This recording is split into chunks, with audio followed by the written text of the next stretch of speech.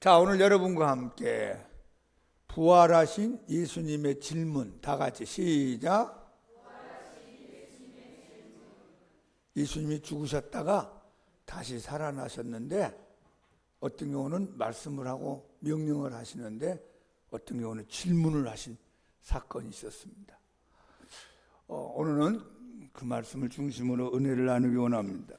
여러분, 성경 66권의 이 모든 성경이 다 중요하지만 특별히 중요한 성경이 사복음서입니다. 마태복음, 마가복음, 누가복음, 요한복음이 중요합니다. 왜 사복음서가 중요하냐? 예수님을 기록하고 있는 책이기 때문입니다. 여러분, 창세기부터 계시록까지 모든 성경의 주인공이 예수님이 있습니다. 우리가 영화의 주인공이 있고 드라마 주인공이 있고 소설의 주인공이 있듯이 우리 기독교의 주인공, 우리 성경의 주인공은 예수님이십니다. 사복음서에서는 예수님의 출생, 예수님의 공생애, 예수님의 사랑, 예수님의 능력, 예수님의 말씀, 예수님의 기적, 예수님의 고난, 예수님의 십자가, 예수님이 죽음받았다가 다시 살아나신 부활에 대한 이야기로 가득 채워져 있습니다. 그런데 이 사복음서 가운데 제일 먼저 기록된 성경이 마가복음이라 그럽니다. 마가복음이 제일 짧지요? 16장까지 있습니다. 그 제일 마지막에 기록한 사복음서가 요한복음이라 합니다. 요한복음. 사도 요한이 90이 넘어가는 그 나이에 하나님의 계시를 받아서 요한복음, 요한 1서, 2서, 3서, 요한 계시록을 우리에게 남겨놓고 천국에 가신 분입니다. 그런데 요한복음을 읽어보면 21장까지 있는데 21장 가운데서 12장부터 21장까지 약 반이나 되는 분량을 10장이나 되는 분량을 예수님의 일주일 동안 마지막 생애 공생애를 기록하고 있는 겁니다. 예수님이 일주일의 마지막 부활 때까지 이 내용을 기록해 놓고 있는 것이 요한복음입니다. 무슨 얘기입니까? 거기다가 초점을 맞추고 성경을 기록했다 그 말입니다. 그 정도 예수님의 일주일 동안의 공생의 말씀, 행하심, 기도, 제자들과의 보냈던 시간, 가르침, 그리고 겟세마네 동산의 기도, 십자가에 못 박히는 고난과 죽음, 부활이 매우 중요하다는 사실입니다. 특별히 요한복음 20장, 21장은 부활하신 예수님의 행적에 대해서 아주 자세히 기록해 놓았습니다. 여러분, 부활의 신앙을 갖기를 축복합니다. 어떤 사람은 예수님을 나는 믿기는 믿는데 나는 부활은 안 믿어요. 그건 믿음 자체가 형성이 안 되는 겁니다. 예수님이 나를 위하여 죽으셨다. 그리고 죽음받아서 장례식 치르시고 3일 만에 부활하셨다. 이 십자가와 부활이 기독교의 핵심. 이 핵심을 여러분 놓치면 예수님 믿는 믿음의 주제를 놓쳐버리고 맙니다. 십자가와 부활, 이게 기독교를 2000년 동안 부흥시키고 여기까지 오게 한 놀라운 진리입니다. 자, 오늘 요한복음 21장을 가보니까 예수님이 과거에 제자들한테 2번 나타난 적이 있죠. 20장에서 도마가 빠진 10명의 제자들이 문을 걸어 잠그고 두려워하고 있을 때 예수님이 노크도 하지 않고 열지도 않고 갑자기 빛 가운데 나타나서 평강이 있을지어다. 아버지께서 나를 세상에 보낸 것처럼 나도 너희를 세상에 보내노라. 성령을 받으라. 제3을 가서 가르치고 선포해 주어라 했어요. 그런데 도마가 그 자리에 없었을 때 도마를 만나 10명의 제자가 우리 예수님 만났다. 예수님 살아계신데 예수님 손바닥을 보았다. 옆구리를 참 찔린 것도 보았다. 도마가 나는 너희들 말을 못 믿겠다. 내가 직접 눈으로 보고 손가락을 집어넣고 경험해야만 내가 믿겠다. 그런 얘기를 했어요. 그런데 8일 후에 예수님이 도마와 더불어 11명의 제자들이 있는 장소에 예수님이 나타나셨어요. 도마야, 내 손가락을 내밀어 내 손바닥을 보고 내 손가락을 내 옆구리에 넣어보고 믿음 없는 자가 되고 믿는 자가 되라 했어요. 보이지 않는 가운데 다 듣고 계시고 보이지 않는 가운데 다 보고 계시고 보이지 않는 가운데 다 생각하고 있는 예수님을 우리가 만날 수 있습니다. 도마가 예수님의 손바닥을 탁 보는 순간에 무릎을 꿇고 나의 주시며 나의 하나님이십니다. 너는 나를 본고로 믿느냐? 보지 않고 믿는 자가 복되도다. 할렐루야. 두 번 나타나셨어요. 10명의 제자들이 모였을 때 한 번 나타나고 8일 후에 도마와 더불어 11명의 제자들이 또 예수님이 나타났어요. 오늘 20장 앞부분에 그렇게 두 번이나 부활하신 예수님을 만났음에도 불구하고 베드로가 다른 제자들에게 우리 고기 잡으러 가자 해가지고 갈릴리 호수로 고기 잡으러 갔어. 7명의 제자들이 배를 타고 열심히 이제 호수 가운데를 가가지고 열심히 이제 고기를 잡는데, 여러분 이 고기꾼들은 어부들은 밤에 잡습니다. 왜냐하면 밤에 이 물고기가 물 위로 올라옵니다. 낮에 환할 때는 물속으로 들어가기 때문에 잡기가 어려우니까 물이 어두울 때 물고기가 올라온 거에서 그물을 던져서 물고기를 잡습니다. 근데 밤이 새도록 고기가 잡히지 않습니다. 여러분 예수님 떠나서 잘 안 됩니다. 예수님 떠나면 여러분 노력을 하고 힘쓰고 열심히 뛰어다니지만 잘 안 풀려요. 예수님과 함께 살기를 축복합니다. 예수님 떠나 7명의 제자가 밤이 새도록 물고기 잡으려고 했지만 잡힌 게 없어요. 아침에 해가 뜨면서 점점 밝아지는데 예수님이 해변가에 나타났어요. 얘들아 너희들 고기가 있느냐 했더니 고기가 없습니다 했더니 예수님 음성이 들렸어요. 배 오른편에다가 그물을 던져보아라. 그 말을 믿고 순종하여 배 오른편으로 그물을 던져고 잡아당기니까 얼마나 고기가 많이 잡혔는지 그물이 찢어질 정도로 막 당기는 힘을 느끼기 시작했습니다. 7명이 열심히 그물을 끌어올리는데 요한이 예수님인 걸 알아봤습니다. 베드로에게 말했어요. 예수님이다, 주님이시다 하는 말을 듣고 베드로는 예수님을 너무 좋아하니까 벗었던 우통에 겉옷을 들고 그다음 호수에 뛰어 들어가서 헤엄치면서 예수님이 있는 쪽으로 가게 되고, 나머지 제자들은 약 90m 정도 떨어져 있는데 작은 배에다가 고기를 끌어당기는 그물을 싣고도 예수님 해변가에 찾아왔습니다. 예수님이 숯불을 피워놓고 음식을 마련하고 물고기를 구워가지고 제자들을 기다리고 있었습니다. 그래 물고기 좀 몇 마리 가져오너라 하고 이제 끌어올려서 세어보니까 153마리가 잡혀있는 걸 확인했습니다. 여러분 모나미 153이라고 그러죠. 모나미 회장님이 여기서 은혜 받아가지고 모나미 153이라 해가지고 얼마나 많이 팔렸는지 모릅니다. 그리고 예수님하고 아침 식사를 제자들이 같이, 예수님 합쳐서 8명이 앉았겠죠. 뺑 둘러앉아서 같이 아침 식사를 한 다음에 오늘 이 본문에 보니까 저반 후에 이제 베드로하고 예수님 두 분이 지금으로 말하면 커피 먹으면서 대화를 하기 시작했어요. 다른 제자들은 딴 데 가 있고 예수님하고 1대1로 독대하고 면담하면서 예수님이 베드로에게 물어보는 장면입니다. 그런데 이 요한복음 21장 14절 한번 같이 읽어봅시다. 이 사건이 세 번째 사건이라고 성경은 요한이 기록하고 있습니다. 다 같이 시작. 이것은 예수께서 죽은 자 가운데서 살아나신 후에 세 번째로 제자들에게 나타나신 것이라. 첫 번째는 10명, 두 번째는 몇 명? 11명, 세 번째는 몇 명? 7명. 이 7명의 제자는 세 번 다 예수님의 부활을 직접 눈으로 현장에서 목격했던 제자들입니다. 그런데 오늘 요한복음 21장 15절 17절에서 예수님이 베드로와 독대하면서 예수님의 세 번의 질문을 합니다. 세 번의 질문에 대한 베드로의 세 번의 대답이 나옵니다. 그 세 번의 베드로의 대답을 들은 다음에 예수님의 세 번의 명령을 합니다. 333, 세 번의 질문, 세 번의 대답, 세 번의 명령을 합니다. 그 세 번의 예수님의 질문의 핵심이 무엇인가요? 자, 요한복음 21장 15절 다 같이 시작. 그들이 조반 먹은 후에 예수께서 시몬 베드로에게 이르시되 요한의 아들 시몬아 네가 이 사람들보다 나를 더 사랑하느냐 하시니 이르되 주님 그러하니이다. 내가 주님을 사랑하는 줄 주님께서 아시나이다. 이르시되 내 어린 양을 먹이라 하시고, 여기 이제 중요한 질문이 있습니다. 네가 나를 사랑하느냐. 요한의 아들 시몬은 베드로가 예수님 만나기 전에 세상에 썼던 본명입니다. 그 예수님을 만난 다음에 예수님이 그 이름을 바꿔주시죠. 뭐라고요? 베드로야. 이렇게 이름을 바꿔주세요.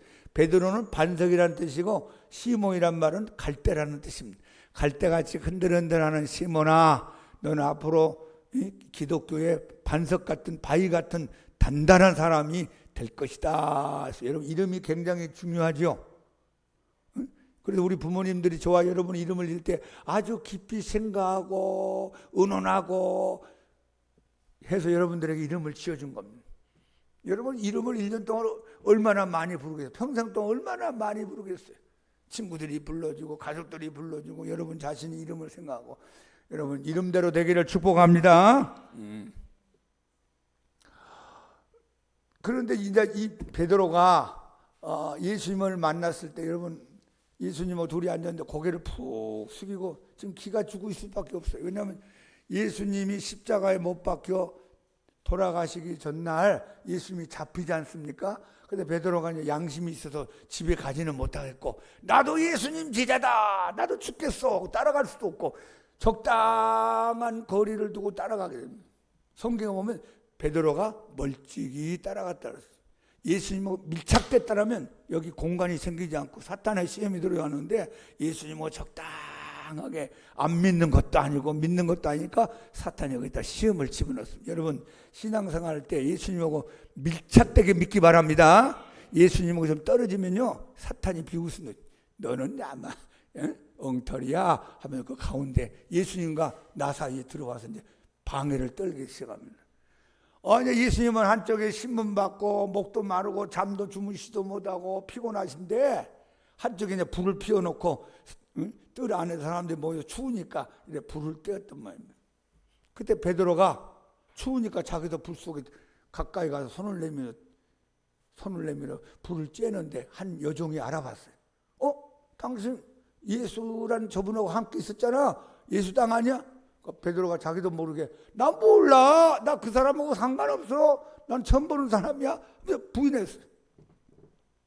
조금 있다가 다른 두 번째 여종이 베드로를 알아봤어요. 당신도 같은 사람이네. 같은 도당이네. 나 모른다니까. 너 눈이 나쁘네. 잘못 봤구나. 다른 사람 착각하지만 나 아니야. 세 번째 다른 사람이 또 물어봤어요. 너 말씨를 들어보니까 갈릴리 쪽에 사투리 쓰는 거네. 그 당시는 이제 밑에가 유다, 가운데가 사마리아, 우쪽이 갈릴리 세 부분으로 나눠집니다. 그러니까 예루살렘 쪽에서는 표준어를 썼겠죠. 우리말 서울말 쓰고 저 갈릴리 쪽은 사투리, 경상도나 전라도 같은 그런 말을 쓴 것 그런 분위기였어요. 근데 베드로의 말을 들어보니까 이게 예루살렘 사람의 말투가 아니고 저 시골에 있는 갈릴리 사투리라는 걸 알겠습니다. 당신 말 들어보니까 예수 팀이구나. 예수하고 함께 있었구나. 자기도 모르게 막 저주를 했어요. 이 저주란 말을 성경에 보면 자기를 저주한 거예요. 내가 만약에 예수를 안다면 나 저주를 받아줬다. 그런 뜻이에요.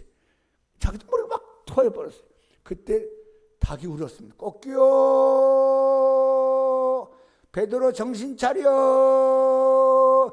베드로 너 잘못하고 있다. 꺾여. 예수님이 뭐라고 했냐면 네가 닭 울기 전에 나를 세 번이나 부인할 것이라는 예언의 말씀하셨는데 한 귀로 듣고 한 귀로 흘러버렸어요. 여러분 예수님이 말씀할 때 경청하기 바랍니다. 예수님이 말씀할 때 마음에 새기세요. 한 귀로 듣고 한 귀로 흘러버리지 말고 목사님을 통하여 예수님이 말씀할 때 잘 듣고 가슴에 새기세요. 베드로가 예수님 나는 그런 일 없습니다. 다른 제자들은 다 도망갈 줄 알아도 나는 예수님 절대 부인하지 않습니다. 그리고 지났는데 닭 울기 전에 세 번 부인했어요. 그 예수님의 말씀이 생각나서 베드로가 밖으로 나가서 담벼락 밑에 쪼그리고 앉아서 웁니다. 얼마나 한심스럽겠어요. 자기가 자기를 볼 때도 내가 무슨 3년 반 동안이나 예수님의 제자라고 쫓아다녔을까? 예수님이 나를 믿고 어떻게 나를 제자로 삼으셨을까? 자기가 봐도 한심합니다. 그런 사건이 있었어요. 근데 예수님을 만나는 그 해변가에서 고기를 구워놓고 음식을 마련하고 같이 밥을 먹고 같이 대화를 하는데 예수님 생각하니까 너무 미안하잖아요. 고개를 푹 숙이고 있는데 예수님이 고맙게도 과거를 묻지 않았어요.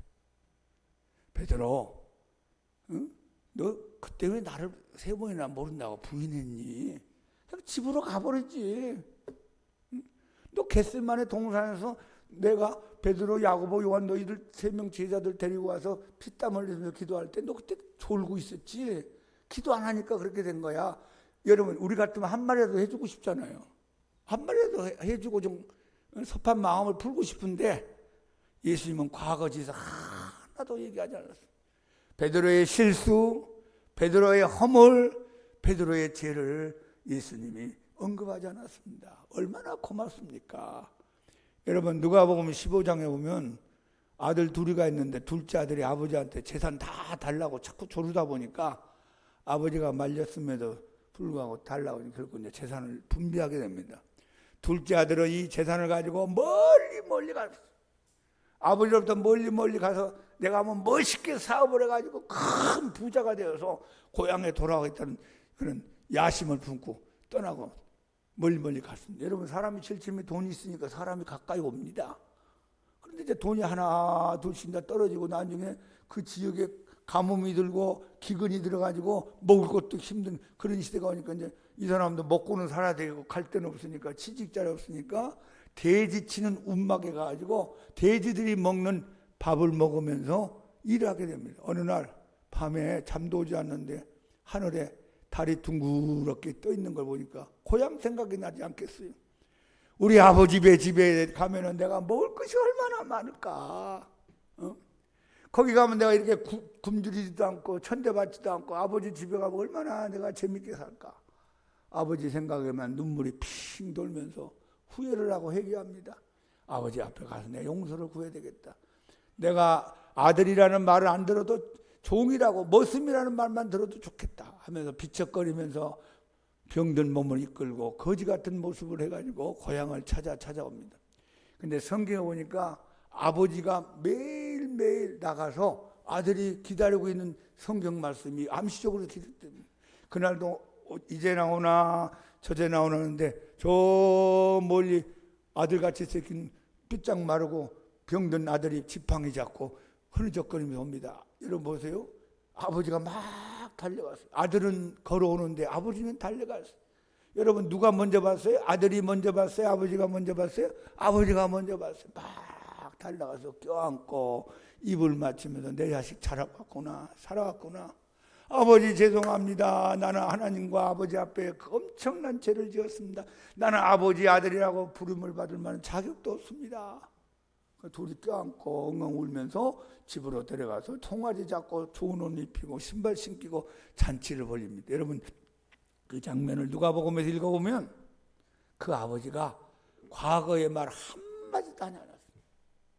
내 이놈, 내가 그렇게 가지 말라고 그러는데 가서 그 많은 재산 어떻게 했느냐. 아유, 속상해 죽겠네. 그런 말 하지 않았어요. 여러분, 하나님은 저와 여러분의 과거를 묻지 않습니다. 여러분의 과거의 실수와 허물과 죄를 얘기하지 않습니다. 아버지 앞에 돌아온 사람들은 아버지께서 현재와 미래를 얘기합니다. 예수님 앞에, 하나님 앞에 돌아온 사람은 과거의 모든 죄를 다 용서해 주시고 씻어주시고 성경 보니까 잊어버리기까지 하시고 저 바닷속에 던져버리기도 하시고 발로 밟아버리기도 하시고 도말시켜서 다 지워버린다고 말씀했습니다. 여러분, 과거에 죄에 잡히 살지 말기를 축복합니다. 과거에 갇혀 살지 않기를 축복합니다. 하나님이 과거 다 용서했습니다. 왜 과거에 잡혀 삽니까? 여러분의 많은 마음의 병, 인생의 병이 과거에 잡혀서 살기 때문에. 과거에 내가 실수했다, 죄를 지었다, 잘못했다. 그러다 보니까 나도 모르게 마음의 병이 들고 저 마음속에 그냥 고통이 오고 인생이 재미없고 우울해지고 약을 먹어야 되고 잠이 안 오게 되고 인생이 피곤할 때가 얼마나 있습니까? 예수님은 베드로를 만나서 과거를 얘기하지 않았어요. 실수를 얘기하지 않았어요. 베드로의 죄를 얘기하지 않았습니다. 그리고 오늘을 얘기하고 내일을 얘기하는 겁니다. 네가 나를 사랑하느냐. 여러분, 이 말씀 속에 주님이 과거 얘기가 없습니다. 나를 오늘 사랑하고 있느냐, 앞으로도 계속 사랑하기를 원하느냐 하는 뜻입니다. 여러분, 사랑은 약입니다. 사랑은 상처를 아물게 만들 수가 있습니다. 우리가 하나님께 돌아왔을 때, 우리가 예수님을 믿었을 때 우리의 과거의 모든 어두운 것과 슬픈 것, 잘못한 것을 깨끗하게 씻어준 줄 믿습니다.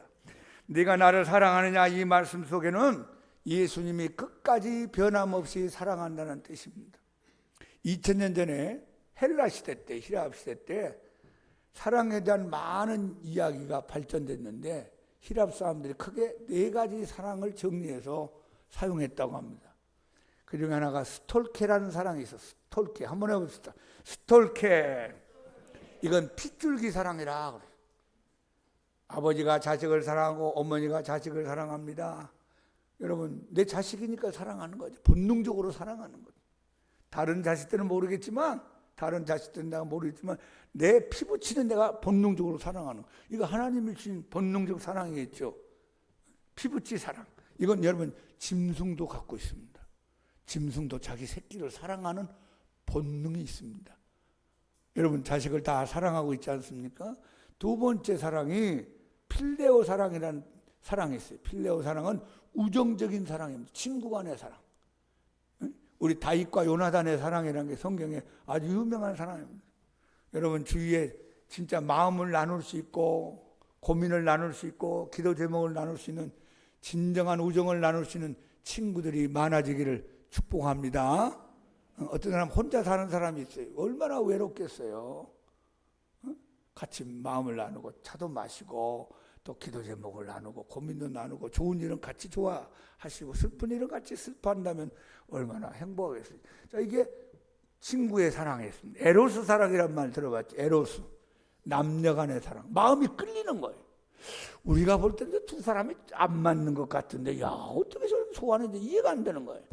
한 사람은 키가 막 1m 85인데 한 사람은 1m 55가 돼가지고 한참 좀 비슷하면 좋겠는데 안 맞는데도 자기 둘이는 죽어라고 좋아한다는 거예요.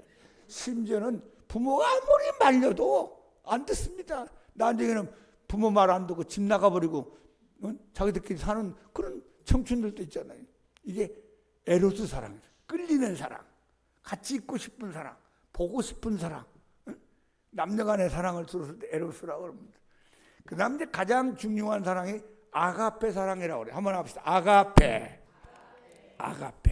아가페라는 사랑은 조건 없는 사랑, 계산 없는 사랑, 무조건적인 사랑, 따지지 않는 사랑. 이게 이제 아가페라 하는 사랑을 많이 썼다 그래요. 근데 이 성경에 보면 하나님의 사랑, 예수님의 사랑을 사용할 때는 아가페라는 사랑을 계속 썼어요. 아가페. 헬라 원어로, 우리 영어로는 러브라는 사랑으로 나오고 우리 성경에서는 한국말로 사랑이라고 나오는데 원래 2000년에 썼던 사랑은 아가페라는 단어를 썼다는 겁니다. 그러니까 여러분과 나를 하나님이 사랑할 때 조건 없이 사랑하는 게 아니라 무조건, 까닭 없이, 일방적으로. 웬 말인지 웬인지 나도 몰라요. 여러분 사랑하는 줄 믿습니다. 자, 요한복음 13장 1절 한번 크게 읽어봐요. 시작. 6월절 전에 예수께서 자기가 세상을 떠나 아버지께로 돌아가실 때가 이런 줄 아시고 세상에 있는 자기 사람들을 사랑하시되 끝까지 사랑하시니라. 세상에 있는 자기 사람들을 사랑하시되, 이 사랑이 아가페 사랑이다. 응?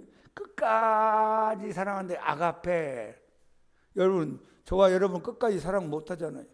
나에게 마음을 아프게 한다든지 내 인생을 망가뜨린 사람 어떻게 사랑할 수 있겠어요?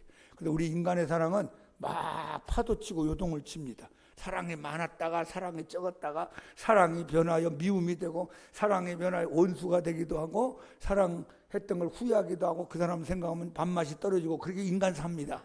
그런데 예수님은 한번 사랑하기로 마음을 잡수시면 변함없이 꾸준하게 요동치지 않고 똑같이 최선을 다하여 저와 여러분을 사랑하는 줄 믿습니다. 아무리 읽어봐도 이 베드로이야 가룟 유다를 포함한 12명의 제자들이 사랑받을 만한 자격이 있습니까?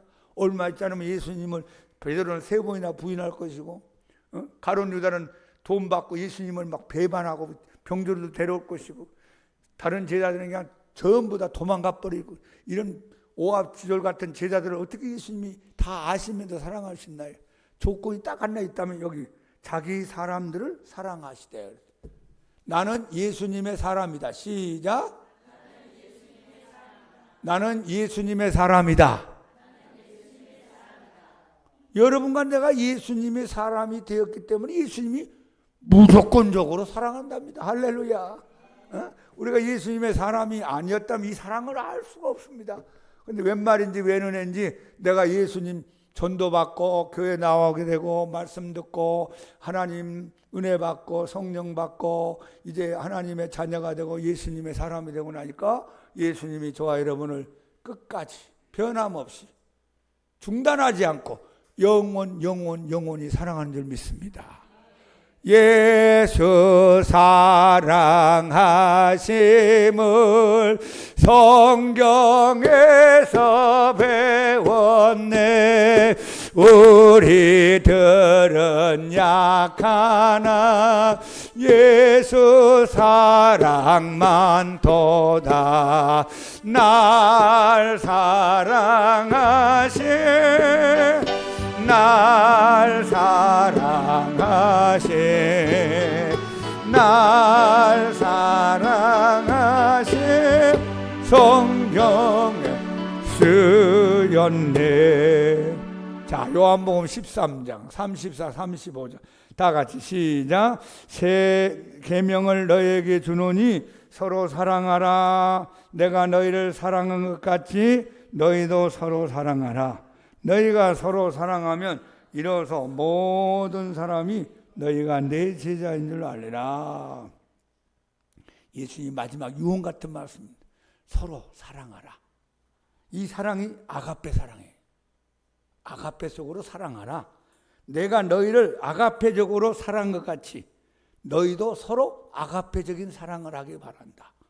그런데 너희도 서로 사랑하라는 말의 뜻이 뭐냐면 너희들은 반드시 서로 사랑해야 한다. 그러면 내가 예수님을 믿는 하나님의 자녀요, 예수님의 백성이 됐다면 예수 믿는 사람은 예수 믿는 사람끼리 반드시 사랑하면서 신앙생활 하라는 명령입니다. 사랑해라. 안 해도 좋아. 사랑했으면 좋겠다. 사랑하기를 바란다. 이런 뜻이 아니에요. 영어로 보면 반드시 너희들은 서로 사랑해야만 한다. 그런 뜻입니다.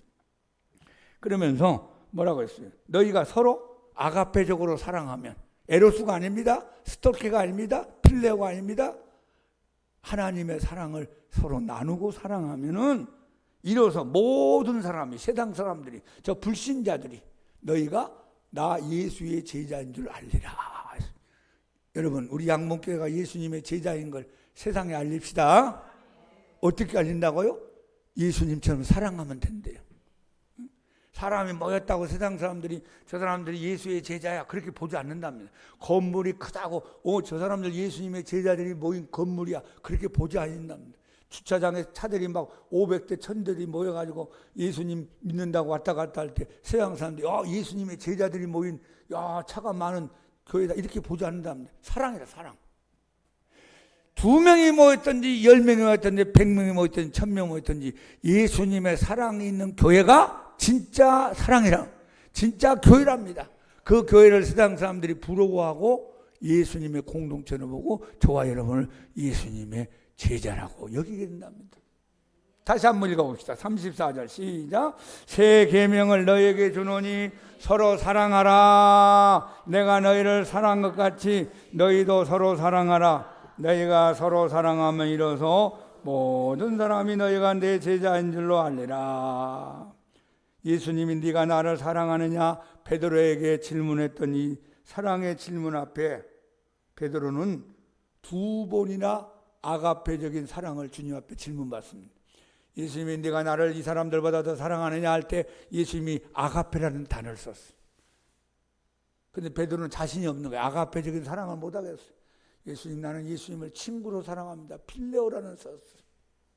예수님도 2번째 물어봤어요. 네가 나를 아가페적으로 하나님의 사랑으로 나를 사랑할 수 있겠느냐? 조건 없이 무조건적으로 희생하며 살아갈 수 있느냐?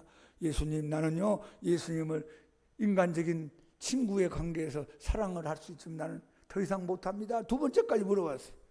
그 다음에 예수님이 세 번째 물어본 질문은 네가 나를 사랑하느냐 할 때 그 사랑은 예수님이 격을 떨쳐가지고 그래 네가 나를 필레오로 친구의 사랑으로 사랑할 수 있느냐 물어봤어요. 그 다음에 베드로가 이제 근심이 되잖아요. 한 번, 두 번 물어본 것도 아니고 세 번째까지 물어보니까 예수님이 나를 못 믿는구나 생각해서 근심이 돼서 예수님, 내가 예수님을 친구로서 필레오로서 주님을 사랑하는 줄 주님이 아시지 않습니까? 이 내용이 그런 내용입니다. 이제 제일 처음엔 아가페 두 번 물어보다가 예수님이 격을 낮춰서 필레오로 물어봤어요. 그래서 베드로는 아가페를 할 수 없으니까 필레오. 주님 나는 친구로서 사랑합니다. 친구로 사랑합니다. 나는 인간적인 우정으로 주님을 사랑하는 단계밖에 내가 사랑할 수가 없습니다 하는 거예요. 여러분 이 네가 나를 사랑하느냐 이 말씀 속에는 무슨 뜻이 있나요? 예수님의 사랑은 똑같은데 베드로 네가 문제구나 그런 뜻이 있어요. 여러분 제일 처음에 베드로가 그물을 던질 때 예수님이 불렀지요. 나를 따라오너라 내가 너희를 사람 낚는 어부가 되게 하리라. 그때부터 예수님의 제자가 더 따라가기 시작했어요. 3년 반 동안 예수님은 똑같이 베드로를 사랑했습니다. 변하지 않습니다. 그런데 베드로가 예수님 사랑하는 마음이 오르락 내리락 컸다 작았다 왔다 갔다 그런 모습을 우리가 볼 수 있습니다. 여러분 예수님이 만약에 베드로를 사랑 안 했다면 이 질문을 할 수가 없습니다. 베드로야 나는 너를 처음 만날 때부터 지금까지 똑같이 끝까지 사랑해 왔느니라. 그런데 네가 사랑이 왔다 갔다 하는구나. 그래서 예수님이 확인차 다시 물어본 겁니다. 네가 나를 사랑하느냐. 여러분 그렇지 않습니까? 저도 예수님을 제일 처음 만났을 때 얼마나 첫사랑을 느꼈는지 모릅니다. 매일매일 행복했습니다. 야 이런 세계가 있구나. 예수님이 나를 이렇게 좋아하는구나. 야 세상에 어떤 사람보다 예수님이 나를 제일 사랑하고 기뻐할 줄 알았어요. 밤에요 집에 가서 이렇게 천장을 보면 누워있으면 잠자는 시간도 아까워요. 주님 감사합니다. 야 너무 좋으니까 만나는 사람마다 막 예수님 얘기하는 겁니다. 강의 시간에 10분 남잖아요. 10분 교수님이 오고 가는 시간 10분 그러면 그 안 돼가지고 다른 친구들은 잡다면 나는 앞뒤 저녁도 알고 예수님 얘기를 하고 있는 거 나도 모르게 예수님 이렇게 나 좋아해 예수님 믿으면 이렇게 행복해. 그 첫사랑이네. 여러분 예수님의 첫사랑이 회복되기 바랍니다. 예수님이 나를 그렇게 사랑했다는 그 사랑이 지금까지 계속 왔어요. 예수님의 사랑은 변하지 않아요. 근데 내가 변한 거야.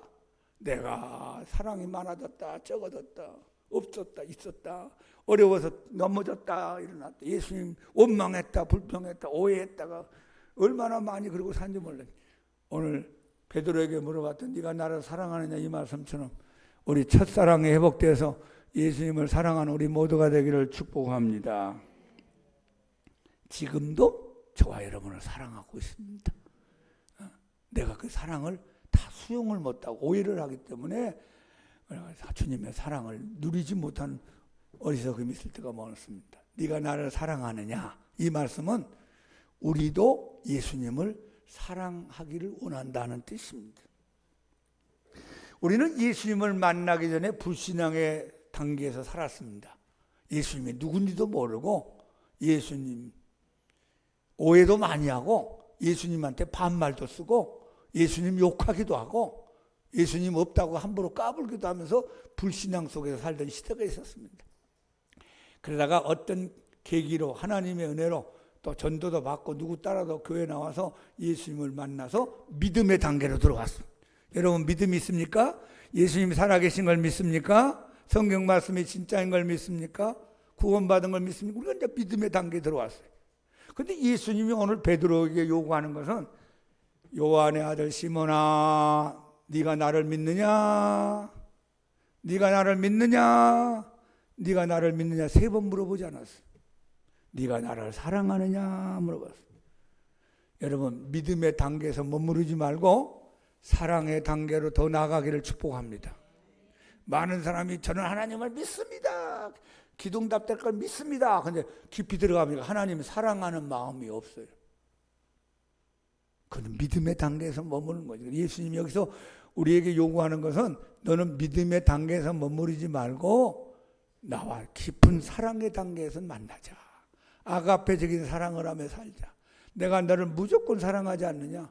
너도 나를 그만큼 사랑했으면 좋겠다 하는 뜻입니다. 여러분, 베드로에게 내 양을 치라, 내 양을 먹이라 이런 말씀하기 전에 먼저 네가 나를 사랑하느냐는 질문을 했어요. 이게 무슨 뜻입니까? 사역하기 전에 사랑이 우선이다.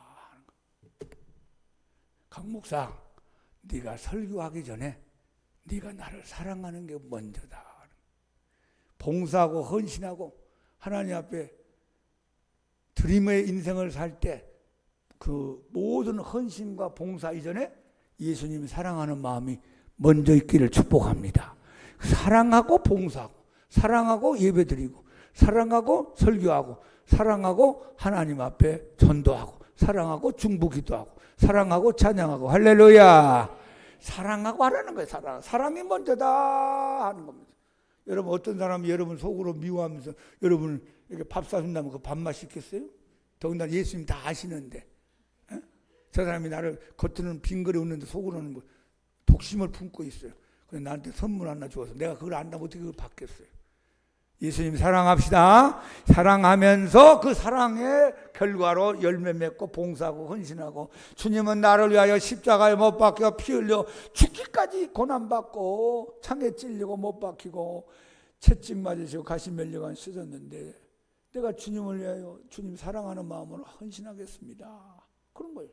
어떤 사람은요, 봉사 헌신하면서 예수님 뭐 계산하는 사람이 있어요. 이렇게 해주니까 이렇게 해주기 바랍니다. 그러면 안 돼요. 사랑은 조건이 없어요. 사랑은 따지지 않아요.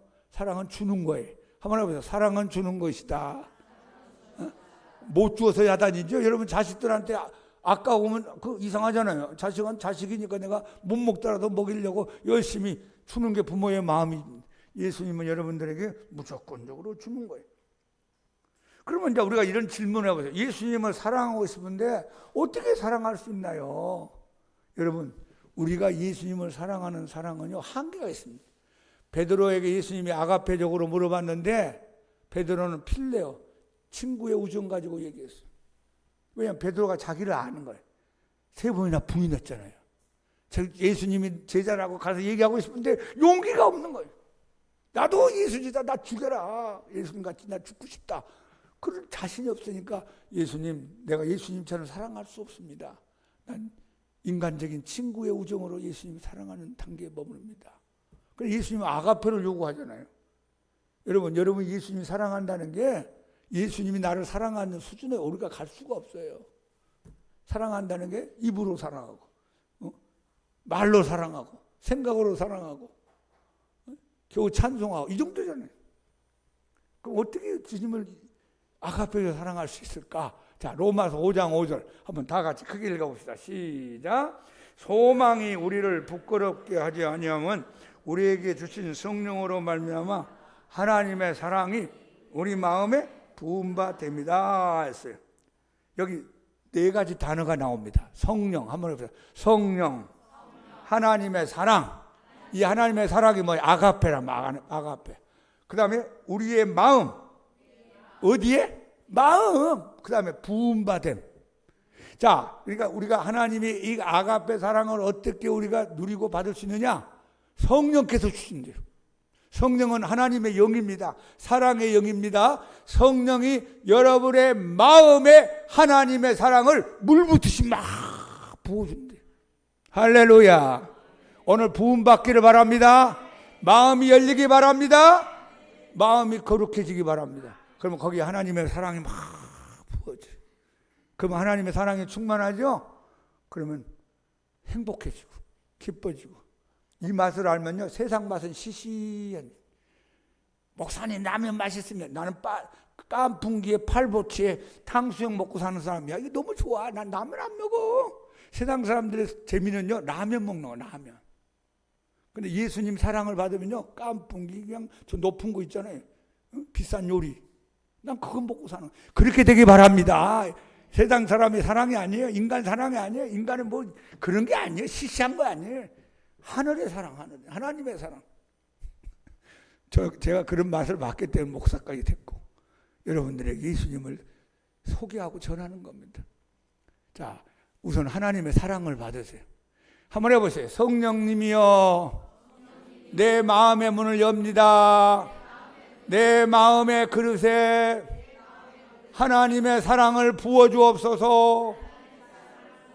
이번 주 계속 이 기도하세요.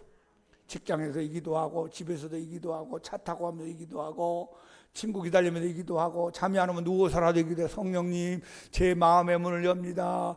성령님 세상에서 경험할 수 없는 하나님의 아가페적인 사랑이 내 마음에 부어지고 충만해지고 채워지기 원합니다. 주님 나는 세상 것으로 만족할 수 없습니다. 세상 것으로 안 됩니다. 하나님의 사랑 안에 살기를 원합니다. 자, 그러니까 우리가 예수님을 사랑한다는 이 방법이 뭐냐면요, 하나님의 사랑이 여러분에게 와야 돼요. 그 사랑을 누가 부어준다고요? 성령님이 여러분의 마음속에 아가페적인 하나님의 사랑을 부어주시면 그 하나님의 아가페적인 사랑을 가지고 예수님을 사랑하고 하나님 아버지를 사랑하고 성령님을 사랑하고 성도를 사랑하는 마음이 생깁니다. 이 단계까지 들어가기를 축복합니다. 자, 그러므로 우리가 하나님의 사랑을 받고 예수님을 사랑하는 길이 뭘까 보니까 오늘 예수님이 세 가지를 명령하는 말씀을 만나게 됩니다. 21장 15절에서 내 어린 양을 먹이라. 그 다음에 16절에서 한 절씩 나와요. 내 양을 치라. 17절 내 양을 먹이라. 먹이라 두 번, 치라는 말씀이 한 번 나왔어요. 베드로야 네가 나를 사랑하니? 예 주님 사랑합니다. 그러면 내 어린 양을 먹여라. 먹이는 게 뭐예요? 말씀 잘 가르쳐 주어라. 제가 지금 여러분들에게 예수님의 영의 양식의 말씀을 지금 먹이는 겁니다. 잘 먹기 바랍니다. 아멘하고 먹기 바랍니다. 딴 생각하는 사람이 있는데 다 버리고 예수님 말씀 잘 듣고 영의 양식을 먹어요. 그 다음에 내 양을 치라 하는 말씀은 조금 성장된 사람, 5년 10년 믿은 사람, 직분을 받는 사람, 이 어린 양은 약한 양을 말합니다. 믿은 지 얼마 안 된 사람, 교회 다닌 지 얼마 안 된 사람, 신앙이 좀 어려운 사람, 인생이 복잡한 사람, 문제가 많은 사람, 어린 양으로 보고 좀 큰 양, 강한 양, 성장된 양을 그냥 양이라고 했어요. 내 양을 치라, 목양해라. 그리고 내 양을 먹여라. 그 목사가 할 일은 두 가지. 양 먹이는 거 잘해야 되고 양 치는 거 두 가지만 잘하면 됩니다. 목사님 얼굴이 잘났고 못났고 그게 문제가 아니에요. 나이가 몇 살이냐가 문제가 아니에요. 목사님 학력이 문제가 아니고 잘 먹이는 게 목사의 사명입니다. 잘 치는 게 목사의 사명이죠. 예수님이 베드로에게 부탁한 거야. 베드로야 너 공부를 좀 더 해야 되겠다. 대학원 가서 박사학위 좀 따고 와라. 너 너무 그냥 거칠어. 맨날 고기만 잡아가지고. 그게 아니잖아요. 베드로 너 성격이 너무 급하니까 좀 더 성격 좀 변화시켜야 되겠다. 어디 가서 좀 상담을 공부하고 와라. 이게 아니잖아요. 너 나 사랑하니? 예, 사랑합니다. 그러면 내 어린 양을 먹이고 내 양을 치고 내 양을 먹이라. 여러분, 상대방을 사랑한다는 게 무슨 뜻이냐면 그 상대방이 귀하게 여기는 대상을 나도 사랑하는 거예요. 예수님의 사랑의 대상이 어디 있어요? 예수님의 양에게 있는 거예요. 여러분, 내 어린 양, 내 양, 내 양. 누구의 양? 예수님의 양. 강 목사 양이 아닙니다. 여러분 누구의 양? 한번 해봐요. 나는 예수님의 양이다. 교단의 양이 아니에요. 교단이 중요한 게 아니에요. 예수님의 양. 목사의 양이 아니에요. 예수님의 양. 나는 예수님의 양이다. 시작. 예수님이 베드로야, 베드로 네 양을 잘 먹이라. 베드로야 네 양을 잘 쳐라. 베드로야 네 양을 먹이라. 이게 아니잖아요. 내 양, 내 어린 양, 내 양. 여러분 꼭 기억하세요. 저는 이때까지 목회하면서 항상 여러분을 예수님의 양이라고 생각하고 여기까지 왔습니다. 절대로 목사님의 양이라고 생각하지 않았습니다. 나한테 왔기 때문에 내 양이라고 생각하는 게 아니에요. 예수님의 양. 할렐루야. 그래서 나는 여러분들에게 예수님을 많이 소개하고 싶어요. 예수님이 얼마나 좋은 분인가를 알려주고 싶을 뿐입니다. 저는 사라져도 괜찮아요. 예수님의 양인 여러분들이 예수님과 사랑하며 살면 그걸로 하나님 앞에 제가 할 일은 다 하는 겁니다. 자, 그러니까 여러분 예수님이 누구한테 관심이 있다가요? 예수님의 양에게. 그리고 우리도 예수님의 사랑을 하는 대상을 사랑할 줄 알아야 돼요. 그게 누구예요? 성도예요. 성도. 내 옆에 있는 성도가 예수님의 사랑의 대상이에요. 그럼 여러분과 저도 예수님을 사랑하는 방법, 길이 뭐냐? 예수님이 사랑하는 교인을, 성도를 나도 사랑하는 거예요. 자, 옆에 분들 한번 인사해봐요. 예수님 이름으로 사랑합니다. 왜? 예수님이 옆에 있는 분을 사랑하니까. 절대로 교회 다니면서 미워하지 마세요. 절대로 예수님을 믿으면서 원수 삼지 말아요. 절대로 예수님 믿으면서 담 삼지 말아요. 왜냐하면 예수님이 그 양도 사랑하는 거예요.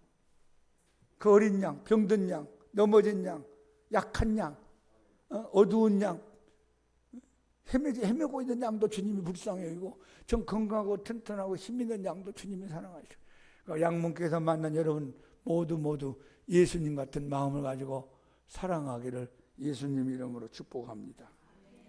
예수님 부활하여 지금도 살아계십니다. 우리와 함께 계십니다. 우리 부활 신앙을 가집시다. 예수님처럼 나도 부활한다. 예수님 지금도 살아계신다. 예수님 나라인 천국에 나도 간다. 이 부활 신앙을 갖기를 바랍니다. 예수님이 베드로에게 3번 질문하셨어요. 네가 나를 사랑하느냐? 네가 나를 사랑하느냐? 네가 나를 사랑하느냐?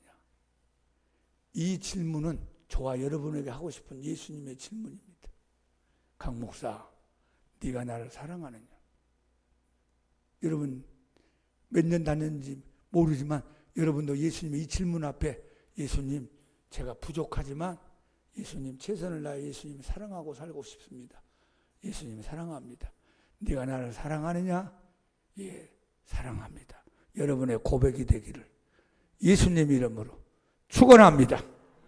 찬송가 315장 우리 찬양 힘차게 하십시다. 사랑합니다는 고백이 찬양으로 곡을 붙여서 주님을 사랑하는 고백을 합시다.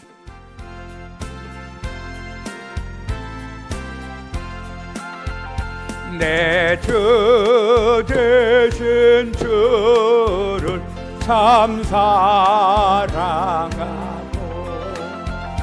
곧 그에게 죄를 다 고합니다. 그 은혜를 주신 내 예수님이 이전보다 더욱 사랑합니다. 주 날 사랑하사 구하시려고 저 십자가 고난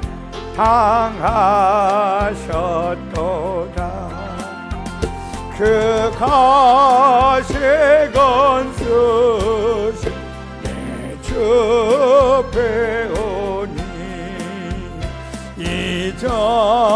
이전보다 더욱 사랑합니다. 내 평생의 힘쓴 그 큰 의무는 주 예수의 독을 늘 기립니다.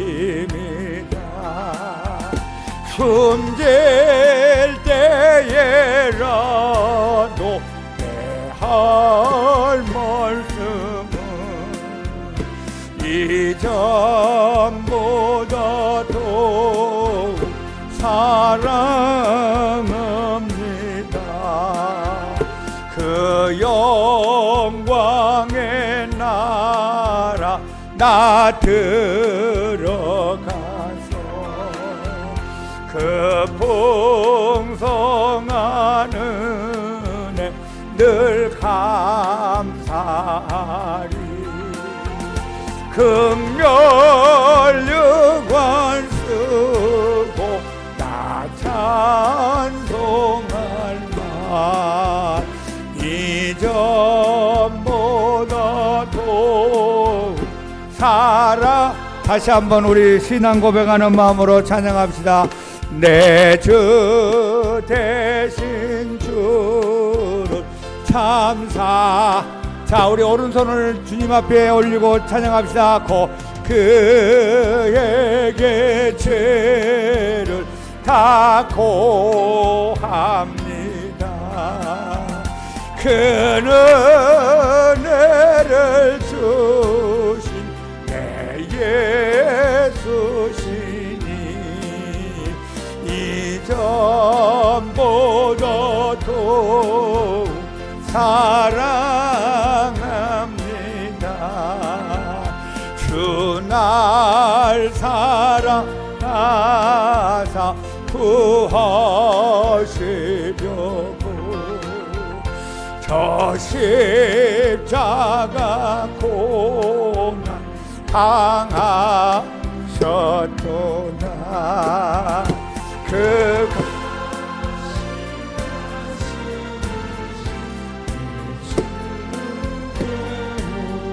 이전보다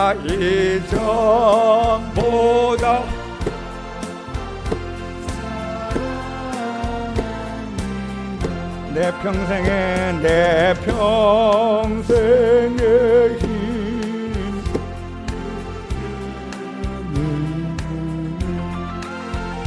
주 예수의 도움을 늘 기립니다. 숨질 때에라도 내 할 말씀은 예전보다 더 사랑합니다. 그 영광의 나라, 그 영광의 나라 나 들어가서 그 풍성한 은혜 늘 감사 금열려갈 쓰고 찬송할 마 이전보다 더 다 같이 우리 주여 부르고 한번 기도합시다. 주여 주여 주님 나를 사랑하심을 감사합니다.